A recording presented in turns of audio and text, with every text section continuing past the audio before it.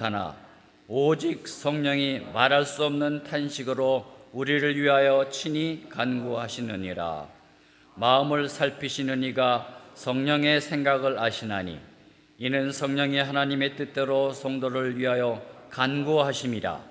우리가 알거니와 하나님을 사랑하는 자 곧 그의 뜻대로 부르심을 입은 자들에게는 모든 것이 합력하여 선을 이루느니라. 하나님이 미리 아신 자들을 또한 그 아들의 형상을 본받게 하기 위하여 미리 정하시니 이는 그로 많은 형제 중에서 맏아들이 되게 하려 하심이니라. 또 미리 정하신 그들을 또한 부르시고 부르신 그들을 또한 의롭다 하시고 의롭다 하신 그들을 또한 영화롭게 하셨느니라. 아멘. 고린도전서 2장 7절 말씀입니다. 오직 은밀한 가운데 있는 하나님의 지혜를 말하는 것으로서 곧 감추어졌던 것인데 하나님의 우리의 영광을 위하여 만세전에 미리 정하신 것이라. 아멘.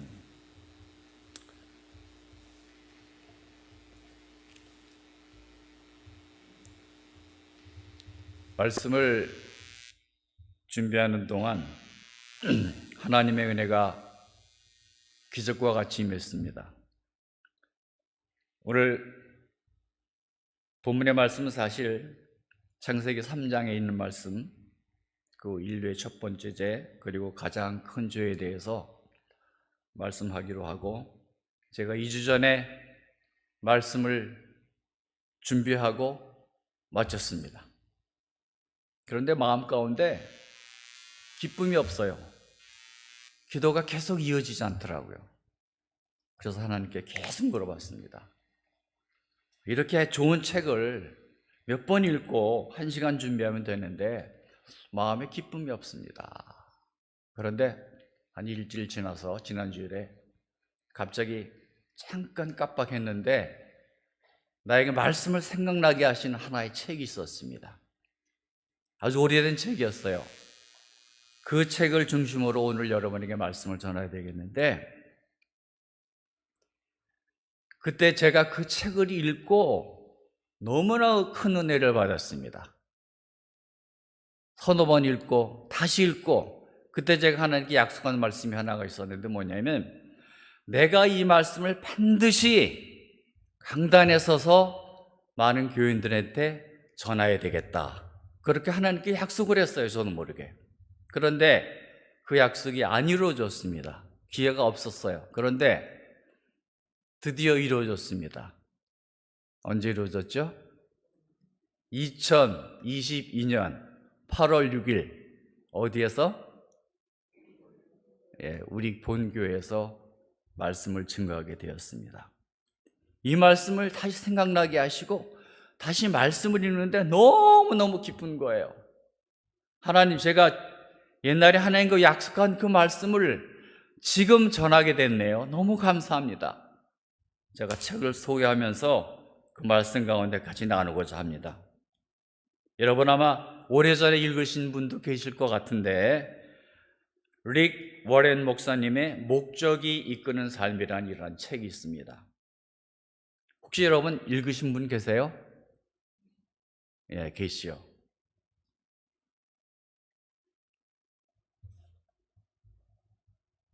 이 목사님을 잠깐 소개하시면은, 릭 워렌 목사님은 1980년 42년 전에 오렌지 카운티에 있는 새들블랙 교회를 시작하셨습니다. 초대 복음주의로 개척하셨고 시작하셨습니다. 많은 시간이 지나서 그가 42년간의 목회를 마치시고 올해 은퇴하셨습니다. 마침 산호세 출신 목사님이시고 또 저와 같은 동년배의 목사님이신데, 또 공교롭게도 은퇴하시면서 산호세에 있는 젊은 목사님을 그 교회 또 담임하게 만드셨습니다. 자, 그런데 놀랍게 그 교회의 역사를 제가 잠시만 소개하게 드리면은, 그렇게 부흥하는 목사님 교회가 현재는 200명의 목사님을 파송하게 되었고 11교회의 모델적인 교회를 만들었습니다. 주일 참석자가 약 2만 5천 명, 제가 아까 보여드린 이 책이 2008년에 처음 출版해서 300회 이상을 만들어낸 책이고 전 세계 20개국 언어로 번역해서 출판되었습니다. 2003년, 2004년 올해의 책으로 선정된 책이 바로 목적이 이끄는 삶. 조금 어려운 얘기는 있을 수 있지만은 이슈는 무엇이 당신의 교회를 움직이는가? 21세기의 교회의 책임 이슈를 얘기하고 있습니다. 교회는 사람들의 영혼을 구원하기 위해 존재하는 영적인 신적인 공간이다. 교회는 영적인 파도 타기를 해야 되며 마치 마라톤과 같다. 삶의 핵심은 주님의 징사명령을 지키는 삶을 살아야 된다는 것이 전체적인 내용입니다. 여러분 파도 타기 아세요? 영적인 파도 타기? 우리 이렇게 경기장에 가면 파도 타기 응원을 하는데 저기부터 시작하면 왼쪽부터 이렇게 손을 잡고 이렇게 옵니다. 그렇죠? 움직이죠? 왼쪽부터 시작해서 오른쪽으로 가죠. 전달해 줍니다. 또 오른쪽에서 오면 잡아가지고 같이 전달해 줍니다. 움직이는 것이 파도 타기예요. 그런데 실제적으로 바다에 가서 물에 가만히 서 있으면 어떻게 되죠? 파도가 밀려오면은 내가 넘어지고 아프게 되는, 그거 바로 시험입니다. 그런데 파도가 밀려올 적에 내가 그 몸을 같이 맡기는 동시에 같이 움직인다는 사실이에요. 그리고 또 마라톤이라고 그랬어요. 여러분 마라톤 해보셨어요? 마라톤 완주가 그렇게 짧은 거리가 아니에요. 40km, 시간으로 말하면 한 4시간 이상을 뛰어야 되는 건데 마치 그 한 번의 고비를 넘기고 몇 번의 고비를 넘기는 것은 내가 한번 죽음을 한번 갔다 왔다는 표현을 한 것이 있어요. 제가 사랑하는 사촌 동생이 있는데 나이가 66세예요. 66세인데 이 마라톤 완주를 250회를 했어요. 그런데 그리고 책을 2가지를 썼는데 내가 뛰는 이유는 여기에 있다라고 얘기를 했어요. 때로는 포기하고 싶고 때로는 주저앉고 싶을 때가 있었지만은 이 목사님은 그렇지 않았습니다. 유명한 얘기가 몇 가지가 있습니다. 매주일 첫 번째 교회 문을 여니까 말씀이 그냥 전도가 돼가지고 한 주일에 40, 50명, 50명, 그 다음에 100명, 150명 물밀듯이 오는 거예요. 그러니까 부족한 게 파킹랏이 부족했어요. 그래서 목사님은 광고를 했습니다. 여러분 새로운 교인들을 위해서 여러분이 좀 다른 곳에 파킹을 하십시오. 주일이 됐습니다. 교회 파킹랏이 어떻게 됐을까요? 텅텅 비었어요. 그리고 새로운 교인들 차만 딱 쌌습니다. 뭐니 알고 보니까 목사님이 한 번 광고를 했는데 저 20, 30분 멀리에 차를 다 대고 그 교인들이 오면서 찬송을 부르면서 들어오는 모습이 너무나도 아름다웠습니다. 또 한 번의 사건이 있었습니다. 교회가 이렇게 부흥이 되는데 사랑하는 아들이 자살을 했습니다. 또한 교인들은 그를 비난하지도 않았고 아무 소리도 안 하고 교회 자체적으로 모여서 그를 위해서 기도했습니다. 회복이 되었습니다. 몇 년이 지나서 교회가 부흥이 되는데 자기 사랑하는 아내가 나는 포르노에 중독이 되었습니다. 이렇게 고백을 했습니다. 한국 교회 같으면 난리가 났겠죠. 그때에도 한 사람도 비방하는 사람이 없이 교회에 모여서 같이 그를 위해서 기도했습니다. 서론에 이런 말씀이 있습니다. 우리는 우연히 태어난 존재가 아니다. 여러분 어떻게 생각하세요? 하나님은 우주를 만드시기 전부터 우리를 마음에 품으시고 당신의 목적을 위해서 우리를 계획하셨다 말씀하시고 있습니다. 그 목적은 단지 이 땅의 삶에 그치는 것이 아니라 우리는 영혼을 위해서 창조되었다. 우리를 향한 하나님의 뜻이 무엇인가? 우리를 창조하신 하나님과 함께 우리를 만드신 그 목적과 함께 시작해야 된다고 이렇게 말씀하고 계십니다.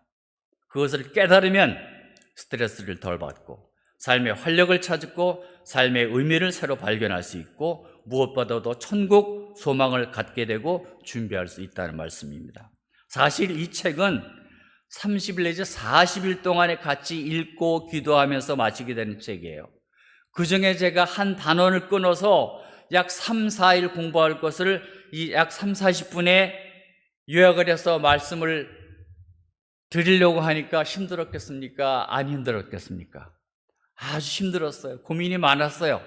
여러분 20, 30명을 생각하면서 제가 내가 이 말씀을 준비하면서 일주일 말씀을 준비하면서 여러분을 VIP로 모시겠다라는 생각이 들었어요. VIP 아시죠?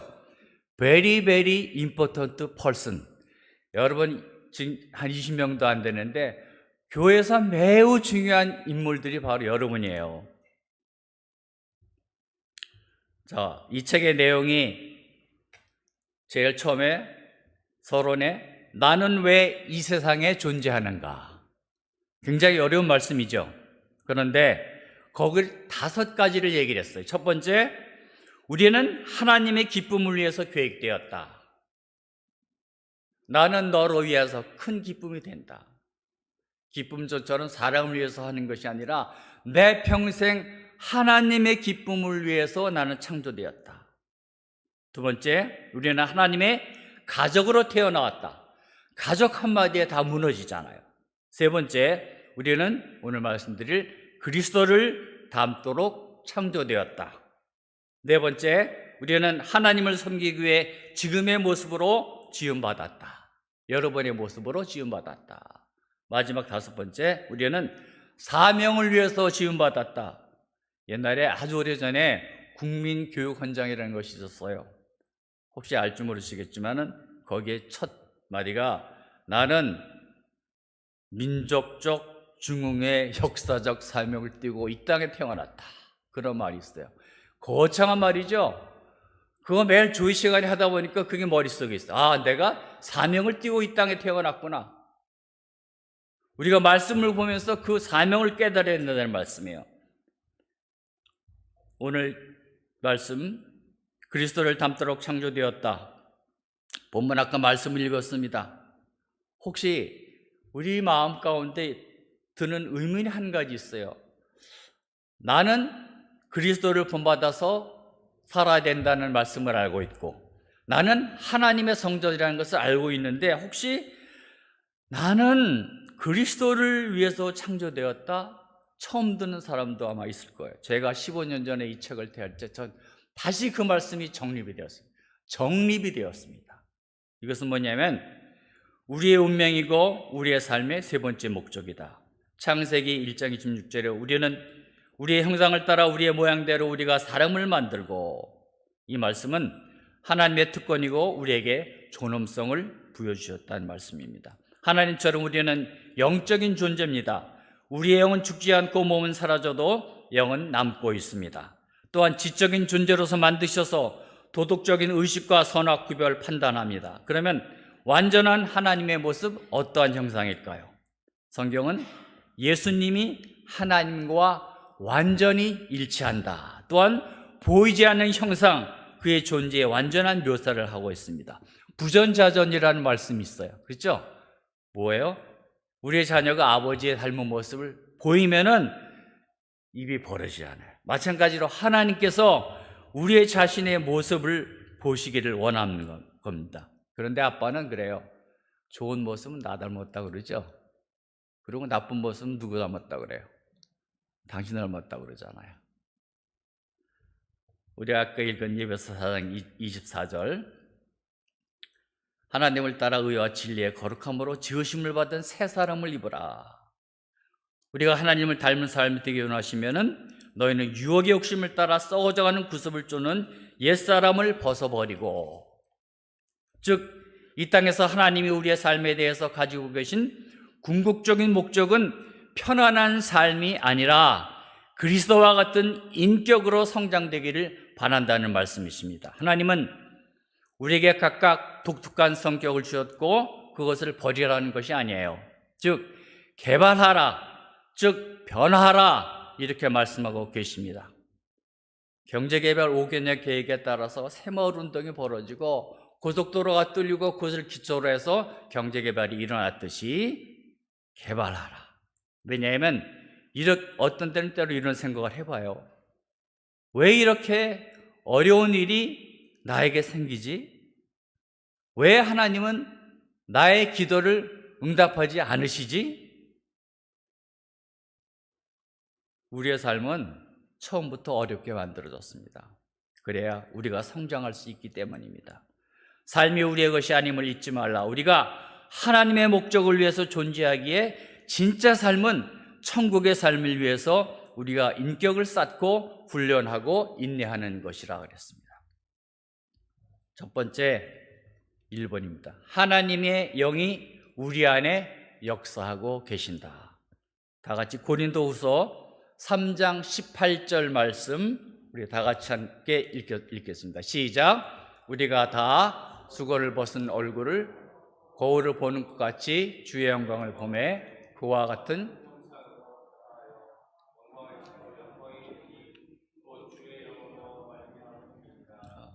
아멘. 우리가 더욱더 예수 그리스도를 닮아가는 과정을 성화라고 합니다. 거룩성자에 매일매일 거룩한 주님을 닮아간다고 합니다. 이것이 우리의 삶의 세 번째 목적이에요. 우리가 스스로 예수 그리스도의 성품을 만들고 개발할 수 없기 때문에 그 힘을 갖고 계신 누군지 성령님을 우리 가운데 초대한다는 거예요. 성령님의 힘은 때로는 우리와 같이 크게 역사할 수 있지만 보이지 않게 조용히 우리 가운데 운행하시고 역사하신다는 사실입니다. 그리고 선택하고 행동하고 그 위대한 성령의 힘, 사랑, 믿음을 구해야 된다는 겁니다. 성령님이 우리 안에 내주하고 계시기 때문에 그것을 놓고 구하기만 하면 된다는 것입니다. 내 안에서 살아서 역사하신다는 것입니다. 두 번째, 우리는 성령의 역사하심에 협력해야 한다 말씀입니다. 한번 따라서 하실까요? 우리는 성령의 역사하심에 협력해야 한다. 순종은 하나님의 능력을 불러온다. 순종은 하나님의 능력을 불러온다. 협력, 힘력자가 3개가 있고 앞에 십자가가 있어요. 생각해 보세요. 기도의 삼겹줄은 아무도 끊을 수 없듯이 세 사람이 모여서 주님을 향한 힘은 아무도 물리칠 수가 없다. 참 좋은 말씀이죠. 여호수아가 요단강을 건널 수 없을 때 벽을 만났어요. 그때 백성의 지도자들과 제사장들이 순종하고 믿음으로써 흐르는 물에 발을 담가라 그랬어요. 담았습니다. 담았더니 그 세던 강물이 갑자기 약해졌습니다. 순종은 하나님의 능력을 불러옵니다. 하나님을 기다리시며 우리가 먼저 행동하시기를 기다리시기에 우리에게 힘이 생기거나 확신이 들 때까지 기다리지 말고 우리가 부족하여도 약점이 있거나 두려움이 있어도 상관없이 옳은 일을 행하라. 바로 이것이 성령과 협력하고 우리의 인격이 세워지는 방법이라는 것입니다. 하나님 말씀에 씨앗이 있고 건물로 비유하고 자라는 아이의 비유는 모두 능동적으로 움직여라 라는 말씀입니다. 우리 신약 성경 가운데 예수님을 닮아 성장하는 데 힘쓰라는 말이 8번이나 나옵니다. 즉 앉아서 가만히 기다리는 것이 아니라 행하라, do it, 움직여라. 우리 아까 본문의 말씀에 에베소 4장 22절, 24절 말씀 한 번 더 띄워주실까요? 제가 오늘 정치사님을 좀 많이 괴롭혔어요. 많이 성령 말씀이 있고 많이 있어요. 자, 4장 22절, 24절 말씀 있죠? 아까 읽으셨죠? 너희는 유혹의 욕심을 따라 썩어져가는 구습을 따르는 옛사람을 벗어버리고 옛 태도를 버려라. 다 버리라는 얘기가 아니고 우리 옛말에 온고이 지신이라는 말이 있어요. 옛것은 잘 지킨데 새로운 것을 배우고 받아들여라. 두 번째, 하나님을 따라 의와 진리의 거룩함으로 지으심을 받은 새 사람을 입어라. 사고방식을 바꿔라. 마음을 새롭게 함으로 새로워지는 거예요. 대개 5, 60, 70대까지 옛날에 퀴퀴 먹은 사고방식이 꽉 자리 잡고 있어요. 그것을 과감히 버리란 얘기예요. 그리고 세 번째, 새롭고 거룩한 습관을 발전시킴으로써 그리스도의 성품을 입어야 한다. 하나님은 우리의 변화를 위해서 말씀, 사람, 그리고 상황을 이용하십니다. 우리가 성장하는 데 필요한 모든 것을 하나님이 지원해 주십니다. 그리고 그리스도와 닮은 모습을 실천하도록 환경을 바꾸어 주십니다. 대부분의 사람들이 영적 성장을 하기 위해서 필요한 것이 이렇게 생각하고 있어요. 성경 공부하면 되겠지, 기도하면 되겠지, 그걸 다 전부라고 생각하고 있어요. 아니에요. 우리의 삶이 그것만으로 절대적으로 바뀌지 않습니다. 하나님은 사람을 사용하십니다. 기적을 통해서가 아니라 사람을 통해서 일하십니다. 그래서 우리가 교제를 통해서 서로 의지하고 성장하고 계십니다. 여러분, 얼마 전에 창세기 읽을 때 요셉의 얘기를 들어봤던 얘기를 읽었습니다. 형제들의 질투를 이기지 못해서 애굽으로 팔려가고 남의 종살이를 하고 옥살이를 하고 그곳에 꿈을 해몽되어서 애굽의 총리 대신이 됩니다. 그리고 자기 가족들을 먹여 살리고 민족들을 구하는 초석을 됩니다. 이 모든 과정이 하나님이 그 사람과 환경을 바꾸셨기 때문입니다. 아주 오래된 얘기네요. 저도 마찬가지로 대학교 3학년 신학교를 이제 휴학하고 군대를 가고 이제 군대 생활을 해야 되잖아요. 3년을 마쳐야 되니까. 훈련을 마치고 저 전방에 가서 후반기 교육을 다 마치고 마지막 배치되는 부대에 한 40명이 열차역에 경기도 연천, 전곡, 신달리라는 데서 내렸어요.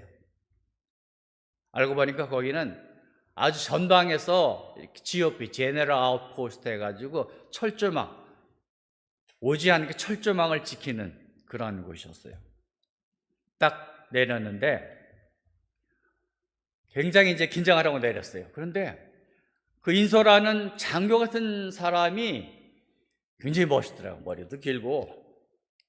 이렇게 보니까 참 낯이 익은 사람이에요. 제가 그렇게 미워하던 고등학교 3년 선배를 그곳에서 만났어요. 그런데 그 만난 것이 문제가 아니라 그 만난 내가 제일 미워하는 그 선배가 바로 이제 한 달 있으면 제대를 했는데 할 일이 없으니까 이제 그 병사들을 인도하러 나온 거예요. 그런데 하필이면 그 부대 배치를 한 인사학과에서 최고 고참이었어요. 그러니까 그 사람이 할 수 있는 일이 뭐겠어요? 내가 어디로 간다, 어디로 보내준다를 결정하는 사람이에요. 제가 다니던 주일학교와 또한 청년부, 나를 위해서 우리 선도사님 군대에서도 군종활동 꼭 할 수 있게 해주세요. 기도 많이 했거든요.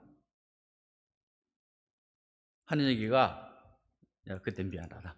내가 너에게 할 수 있는 일이 내가 네 군종이니까 좋은 자리로 내가 너를 주게, 내가 걱정하지 마라. 교회가 부대 밖에 있는데 딱 2명이 군종이라는 거야. 훈련받을 필요도 없고 교회만 지키면 돼. 속으로 아싸, 요즘 말하면 아싸 했어요. 교회만 지키면 되는구나. 그런데 하나님이 그걸 원하지 않으셨어요. 움직일 수 있는 곳으로 보냈어요. 대대로 보내셔서 600명, 700명 군인들을 만나게 해줬어요. 어떻게 만나게? 나에게 대장이 나에게 특권을 주었어요. 만나고 문제점을 발견하고 너가 전도하는 거 상관하지 않을 테니까 네 마음껏 하라. 제가 마음껏 그들에게 복음을 전파했습니다. 그냥 하는 것이 아니라 캔디, 껌, 전뚝 준비해가지고 새벽 1시, 2시 두 사람이 다니게 되는 것은 아니라 혼자 어떻게 다녔는지 지금도 하나님께서 그 무서운 그냥 눈이 오면 말도 못해 아주 열악한 곳에서 그 결과가 나중에 후방에 내려와서 600명 그 군인들을 다 세례받게 하셨습니다. 하나님이 하신 일이야. 그거 끝난 게 아니라 내가 그때 소원하기는 하나님이 이 부대 안에 교회가 세워지기를 원합니다. 기도했는데 그게 이루어지지 않았습니다. 그런데 3년 후에 제가 학교에서 근무하면서 다시 후배를 통해서 그 부대를 찾게 돼서 가보니까 그 부대예요. 그런데 내가 있던 후방의 부대에 창고 같은 건물이 변해서 뭐가 됐겠어요? 교회로 변했다는 거예요. 그때 당시는 이루어지지 않았지만은 하나님이 또 다른 사람을 통하여서 하나님의 교회를 우뚝 서게 만들어 주셨다는 거예요. 이 모든 것이 하나님이 어떠한 사람을 통해서라든지 만나게 해주시고 환경을 변화시켜서 하나님의 말씀을 전해서 그 결실을 반드시 이루어 주시겠다는 하나의 간증이었습니다. 네 번째, 예수 그리스도처럼 되는 것은 길고 느린 성장의 과정이다. 영적인 성숙은 즉각적이거나 자동적으로 일어나지 않습니다. 우리의 남은 삶 동안 계속 주어질 발달 과정이기 때문에 사도 바울은 이렇게 얘기합니다. 에베소서 4장 13절 말씀 있으세요? 예, 시작. 우리가 다 하나님의 아들을 믿는 것과 아는 일에 하나가 되어 온전한 사람을 이루어 그리스도의 장성한 분량이 충만한 데까지 이르리니. 아멘.